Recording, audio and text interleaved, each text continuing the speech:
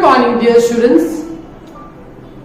सो हमने Laplace correction in sound wave वो हमने देख लिया 2 मार्क्स के क्वेश्चन के लिए। ओके, अभी हम थोड़ा आगे नहीं बढ़ेंगे, थोड़ा पीछे बढ़ेंगे। तो before Laplace corrections Newton's formula था। बिफोर न्यूटन्स फॉर्मूला वो डायमेंशनल एनालिसिस से 2 थियोरीज की थी, तो speed of transverse and speed of longitudinal waves. Okay, तो उसके पहले speed of transverse wave in a straight string, उसके पहले मैंने आपको एक प्रोग्रेसिव वेव के लिए वेव इक्वेशन बना के दिया था। ओके, तो पहले तो वीडियो को पॉज कीजिए और नोट में वहां पे पहुंचिए। पॉज। ओके, पहुंच गए वहां पे? फाइन। तो जैसे ऑसिलेशंस में हमने हार्मोनिक इक्वेशन बनाया था, ऑसिलेशन में बनाया था x is equal to a, फिर कॉस फंक्शन था और ओमेगा टी प्लस फाइव था। ओके, अभी यहां पे वेव में वही हार्मोनिक इक्वेशन, वेव आगे बढ़ता रहता है, तो that is called progressive wave. Okay, तो प्रोग्रेसिव वेव के लिए जो हमने इक्वेशन बनाया हुआ है, तो वो देखिए थोड़ा। 3-4 न्यूमेरिकल्स उसके बेस हम करने वाले हैं अभी। ओके, तो प्रोग्रेसिव वेव के लिए आपने इक्वेशन बनाया हुआ है, हार्मोनिक इक्वेशन, वेव इक्वेशन बनाया हुआ है। पहले तो y इज इक्वल टू है, फिर मैक्सिमम डिस्प्लेसमेंट a, कॉस की जगह पे वहां पे साइन फंक्शन है। ओके, और ओमेगा टी प्लस 5 तो हो गए। ओके, बट वो omega T that is phase of time, five that is initial phase, and वहां पे यहां पे डिस्टेंस भी कवर करता है, तो एक डिस्टेंस का फेज kx भी आपने देखो वहां पे ऐड किया होगा। ओके, तो इक्वेशन क्या बना complete? y is equal to a sine, और सभी फेज, सभी एंगल को बीच में लिया हुआ है, kx, omega T and five. Clear? और उसमें अगर आपको माइनस दिखेगा तो kx अगर माइनस ओमेगा टी प्लस 5 होगा तो वो उल्टा पॉजिटिव x डायरेक्शन के लिए होगा। ओके, और कंप्लीट प्लस प्लस में होता है तो वो उल्टा नेगेटिव x डायरेक्शन के लिए होता है, तो वो मैंने तब समझाया हुआ था। ओके, तो ये जो प्रोग्रेसिव वेव का इक्वेशन है ना, उसके बेस 3 न्यूमेरिकल्स हैं, 2 in exercise and 1 in illustration. Illustration बहुत आगे नंबर 2 पे जाएंगे हम। ओके, बट पहले वो प्रोग्रेसिव वेव के बेस हमारे पास एक्सरसाइज नंबर 8 है। A, B, C and D, ऐसे 4 क्वेश्चंस हैं। ओके, तो पहला, तो a transverse harmonic wave is given by y is equal to 3, तो ये एम्पलीट्यूड रहेगा, साइन ये ओमेगा टी वाला टर्म रहेगा, ये kx वाला टर्म रहेगा, और ये फाई रहेगा। ये इक्वेशन आपको दिया गया और बाद में लिखा हुआ है कि here x and y is in centimetre, तो ये जो इक्वेशन वो CGS यूनिट सेंटीमीटर में रहेगा। ओके, और ये पूरा प्लस में, मतलब ये नेगेटिव x डायरेक्शन में प्रोग्रेशन है, उसका प्रोपोगेशन है। ओके, तो क्वेश्चन ए पहले कंप्लीट करेंगे थोड़ा समझ के, बाकी ये तो एक 2 लाइन में ये 3 क्वेश्चंस तो हो जाएंगे। ओके, तो क्या है question number A? Exercise number 8, it is 4 mark, क्योंकि 4 क्वेश्चंस है डिफरेंट। ओके, तो इज दिस ट्रैवलिंग वेव और स्टेशनरी वेव। ओके, तो ये तो टाइम का भी फेज है, डिस्टेंस का भी फेज है और इनिशियल फेज भी। ओके, तो ये x डिस्टेंस कवर कर रहा है ना, तो ये ट्रैवलिंग वेव रहेगा।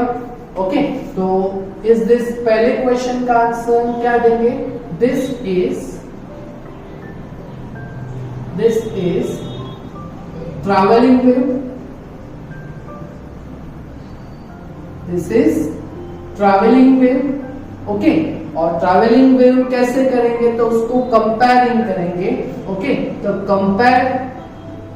Comparing with this equation, comparing with equation of progressive wave। तो वो जो प्रोग्रेसिव वेव है उसके साथ अगर हम कंपेयर करेंगे तो वो प्रोग्रेसिव वेव का इक्वेशन क्या करना है? तो वो रट्टा नहीं मारना है, वो यहां से ही लिखना है आपको। तो y इज इक्वल टू ये एम्पलीट्यूड रहेगा, फिर साइन, ओके, और ये ओमेगा टी, ये kx और ये फाई। ओके, तो omega T plus kx plus phi ऐसा रहेगा। तो इसके साथ अगर हम कंपेयर करते हैं तो पहला कैपिटल A एम्पलीट्यूड की जगह पे 3 आएगा। ओके, तो हियर कंपेयर करेंगे तो पहला आपको मिलेगा एम्पलीट्यूड A, तो वो 3 और डिस्टेंस है तो ये सेंटीमीटर में रहेगा according to the question CGS में।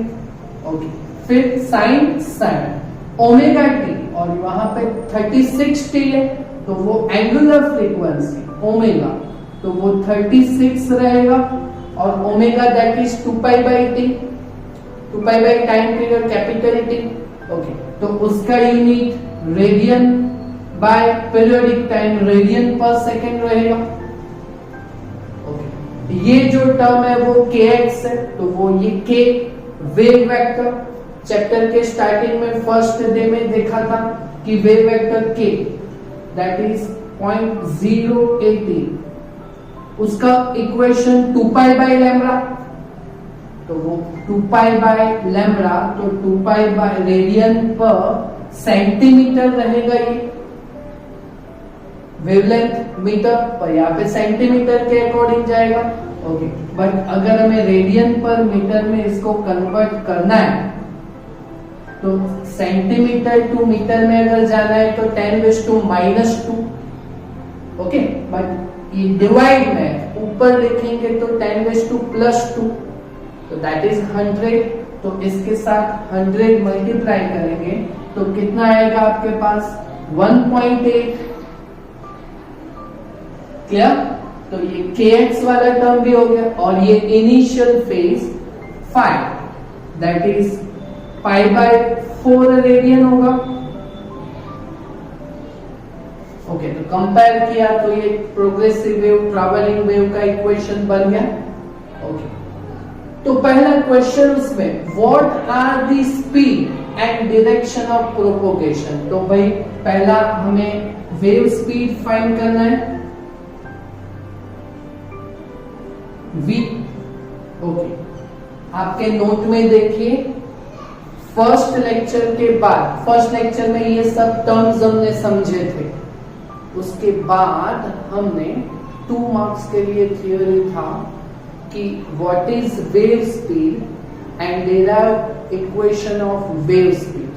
ओमेगा और k के टर्म में हमने वहां पे प्रूव किया था कि v is equal to omega by k, omega that is 36 and k, तो वो मीटर में ही लिखेंगे हम 1.8।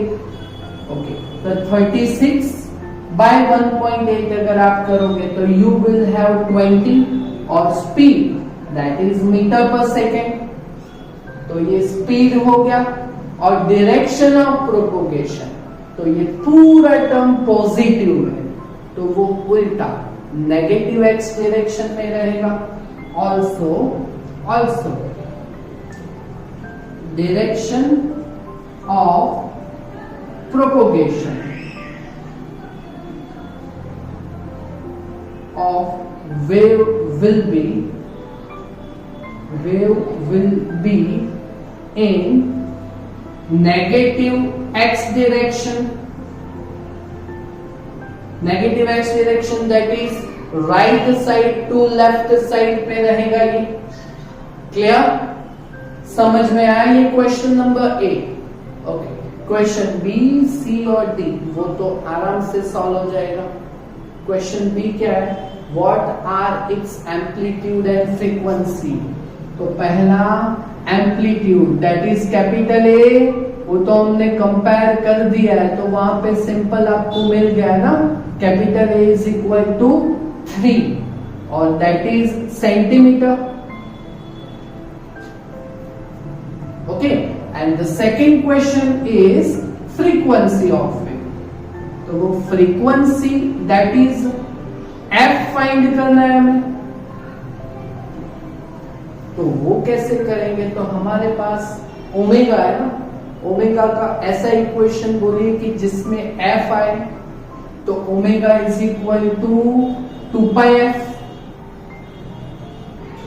ओके, तो f is equal to omega divide by 2 pi. Omega that is यहां पे कितना है? ओमेगा 36 और डिवाइड बाय 2 इंटू 3.14 पाई का वैल्यू. ओके, तो यहां पे आपका आंसर कितना आएगा? तो 36/2 दैट इज 18. ओके, और 18 डिवाइड बाय 3.14 हम करें तो you will have 5.73. Okay, 5.73 that is frequency hertz second inverse unit उसका. क्वेश्चन से देखो कितना इजी है. कंपेयरिंग अगर आपको ये प्रोग्रेसिव वेव का समझ में आ जाएगा तो ये हो जाएगा. Okay, question C, what is the initial phase at origin. तो initial phase that is 5 find करना है. फाइंड क्या करना है? वो तो कंपेयर किया है, वहां पे ही आपको मालूम पड़ गया. तो वो इनिशियल फेज कितने एंगल से वो अपना ऑसिलेशन वेव चालू हो रहा है, तो कितने एंगल पे, दैट इज इनिशियल फेज. तो 5, तो वो π/4 रेडियन है. ओके, तो π/4 रेडियन इट इज. और अगर आपको इसको डिग्री में लिखना है तो पाई दैट इज 180 डिग्री. तो 180/4 दैट इज 45 डिग्री होगा ये. तो ये भी आंसर लिख सकते हो, ये भी लिख सकते हो आप. क्लियर? समझ में आया? Okay, and the last question. तो देखो ये 4 मार्क का न्यूमेरिकल कंप्लीट हो गया. बहुत इजी है ना. What is least distance between 2 successive crest of wave.